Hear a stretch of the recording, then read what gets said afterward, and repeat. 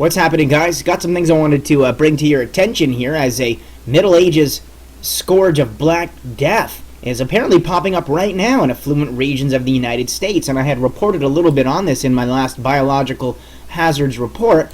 However, I'll read the article here for you, as it says, although the plague is typically considered a remnant of the Middle Ages, when unsanitary conditions and rodent infestations prevailed amid the squalor of poverty, this rare but deadly disease appears to be spreading through wealthier communities in New Mexico, researchers report. Why the plague is popping up in affluent neighborhoods isn't completely clear, the experts added. Where human plague cases occur is linked to where people live and how people interact with their environment, noted lead researcher Anna Schatofer from the Marshfield Clinic Research Foundation in Wisconsin.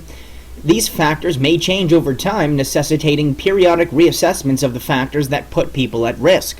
This latest study confirms previous reports that living within or close to the natural environments that support plague is a risk factor for human plague, Schatofer said. Plague is caused by a fast-moving bacteria known as Yersinia pestis that is spread through flea blights, or bubonic plague, or through the air, pneumonic plague.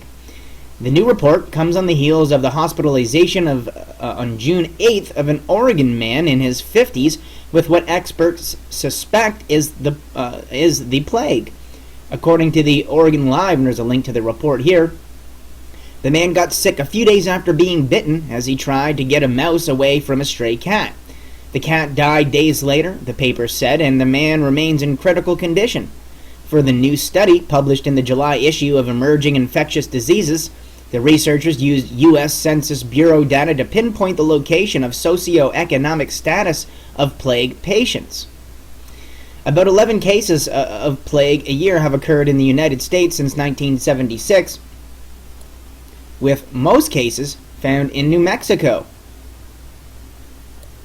Plague has also been reported in a handful of other states, although many cases were in areas where the habitat supports rodents and fleas. The researchers also found cases occurring in more upper-class neighborhoods. In the 1980s, most cases occurred where housing conditions were poor, but more recently cases have been reported in affluent areas of Santa Fe and Albuquerque, the investigators found. The shift from poorer to more affluent regions of New Mexico was a surprise and suggests that homeowners in these newly developed areas should be educated about the risks of plague, Schatofer said. She also noted that these more affluent areas where plague occurred were regions where new housing developments had been built in habitats that support the wild reservoirs of plague, which include ground squirrels and wood rats. Bubonic plague starts with painful swellings of the lymph nodes, which appear in the armpits, legs, neck, or groin. Buboes or the painful swellings are at first a red color, then they turn a dark purple color or black. Pneumonic plague starts by infecting the lungs. Other symptoms include a very high fever, delirium, vomiting, muscle pains, bleeding in the lungs, and disorientation. In the 14th century, a plague called Black Death killed an estimated 30% to 60% of the European population. Victims died quickly within days after being infected.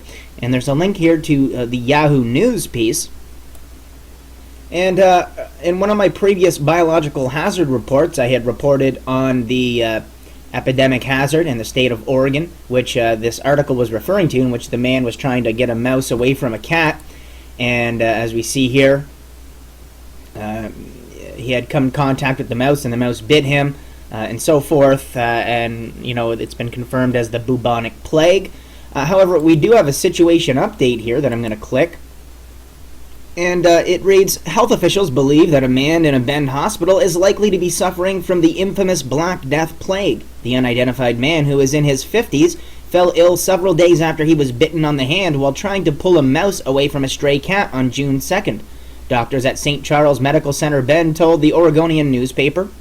Officials are still looking to confirm whether the man is indeed suffering from septicemic plague. a disease that allows bacteria to spread throughout the bloodstream.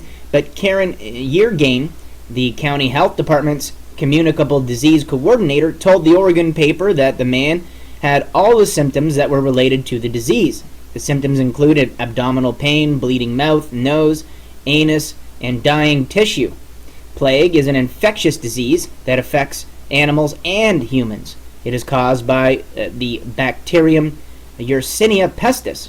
As we had heard in the previous article, the bacterium is found in rodents and their fleas and occurs in many areas of the world, including the United States, according to the Centers for Disease Control and Prevention. So I'll link you up to that report, and we also have another report of this that came across today on the RSOE, Emergency Disaster and Information Service, and it's in the city of Taos, in the Valverde Street and Town Hall Drive area over in the state of New Mexico. So we'll go ahead, we'll click the description here, and you can see that they made an error in the spelling here, but it's supposed to be Plague, because it's the plague, and it's highest biohazard level rating here, hazardous. As it says, the New Mexico Department of Health is reporting a case of plague in a cat that lives in the city of Taos. Officials think the cat was most likely infected when hunting rodents and prairie dogs in Sunset Park near the intersection of Valverde Street and Town Hall Drive. A second cat from the same area was brought into a local veterinarian this week with signs consistent with plague. The owners of the property are being encouraged to place warning signs along the perimeter of the field. Plague cases in pets serve as a warning that there is a plague activity in rabbits, rodents, and their fleas in the area, said Department of Health Cabinet Secretary Dr. Catherine Torres. She encourages everyone to follow simple prevention recommendations to keep themselves, their families, and pets safe. Plague, a bacterial disease of rodents, is generally transmitted to humans through the bites of infected fleas, but can also be transmitted by direct contact with infected animals, including rodents, rabbits, and pets. Symptoms of plague in humans include sudden onset of fever, chills, headache, and weakness. In most cases, there is a painful swelling of the lymph node in the groin, armpit, or neck areas.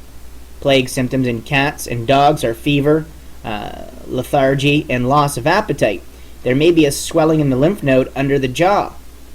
With prompt diagnosis and appropriate antibiotic treatment, the fatality rate in people and pets can be greatly reduced. So if you're in these areas, be aware. I'll link you up to it so